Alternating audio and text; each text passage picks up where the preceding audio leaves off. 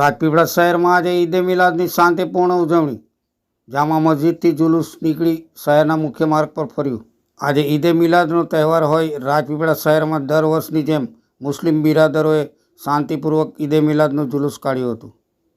ઇસ્લામના મહાપૈગંબર મોહમ્મદ સાહેબના જન્મદિવસની રાજપીપળા સહિત સમગ્ર નર્મદા જિલ્લા ખાતે ભવ્ય ઉજવણી કરવામાં આવી। તમામ મુસ્લિમ બિરાદરો દ્વારા જુલુસનું આયોજન કરવામાં આવ્યું હતું।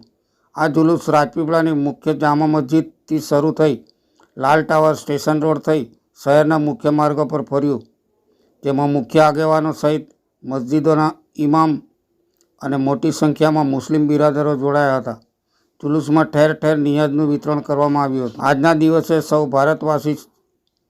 ભારતવાસીઓને મુબારકબાદ પાઠવી હતી અને જણાવ્યું હતું કે આજનો દિવસ ખુશીનો દિવસ છે। આજના દિવસ સંદર્ભે દેશની એકતા અને ભાઈચારા માટે ખાસ દુઆ કરી હતી।